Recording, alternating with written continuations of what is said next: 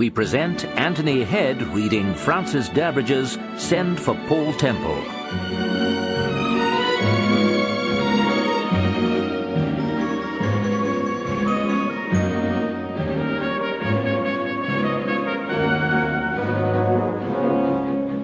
Superintendent Harvey and Chief Inspector Dale had been placed in charge of a number of mysterious robberies, the size and scope of which had literally staggered the country. It was now their unpleasant task to give Sir Graham Forbes, the Commissioner of the Metropolitan Police, an account of yet another daring crime that had been committed in Birmingham only a few hours before. "It's the same gang, sir," Dale said. "This time it's £8,000 worth of diamonds from Sterling's, and a dead night watchman." "Dead?" There was no mistaking the surprise in Sir Graham's voice. "Poor devil was chloroformed. I don't think they meant to kill him. Unlucky that he had dicky lungs. Name of Rogers, known as Lefty Rogers. He was working at Sterling's under the name of Dixon. Record as long as your arm. Everything from petty larceny to blackmail." The Commissioner grunted. "Inspector Merritt's on the case, sir," said Harvey. "Merritt? Oh, yes," said Forbes as he strode back and forth across the room, monocle in hand. "Who discovered the robbery in the first place?" "P.C. Finlay, sir. Said he noticed a side door had been forced open," Dale said. "Not sure I believe him, though. Rogers or Dixon, whichever you want to call him, used to have a pot of coffee on the stove.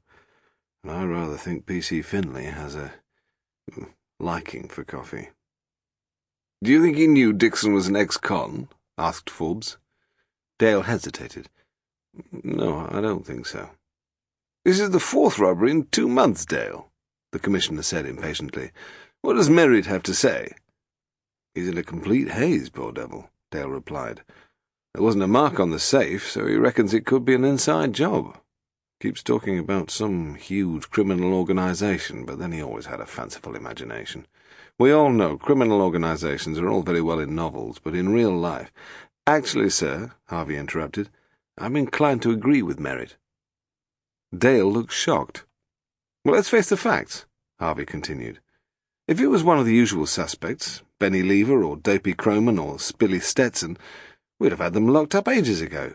But £17,000 worth of stuff from Smithson's in Gloucester, 9,000 from Leicester, 4,000 goes missing in Derby, and now 8,000 in Birmingham. This most definitely isn't the work of amateurs." "Did the night watchman say anything before he died?" asked Sir Graham. Dale shifted his weight from one foot to another. "Well, man, out with it," Sir Graham said impatiently. "He said the green finger, sir. No idea what he meant by that." "Well, I'll be damned," said Forbes. "Green finger indeed." "We're pretty sure Snipey Jackson was tied up with the Leicester job. After all, Henderson found his prints on 2 of the display cases." "Yes, and if you recall, you fished him out of the Thames soon afterwards. The people we're up against certainly know how to deal with incompetence." Harvey interrupted for a second time. "Have you seen the papers, Sir Graham?" "Yes, of course I have. They want me to send for that friend of yours, Paul Temple. He'll solve the case, apparently, just like he did the Tenworthy murder. I have to say I'm heartily sick of him already, and I've never even met the fellow."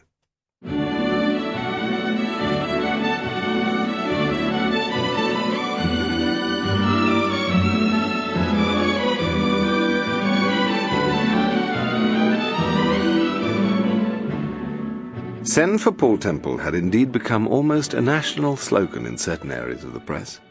Booksellers very quickly reported increased sales for his detective novels. Not bad for a writer who'd made the journey from obscure journalist to best-selling author in 6 short years. His first adventure, Death in the Theatre, had been a runaway success, and almost immediately he'd acquired the reputation as something of a criminologist. From time to time he'd been asked by popular papers to investigate some sensational crime on their behalf. Lately, however, he'd refused to be drawn. To the reporters who called him, he was invariably out of town. Journalists had been seen camping outside his London flat, and at the gates of his country house, Bramley Lodge, near Evesham, set in 85 acres of rolling country. Sample complete. Ready to continue?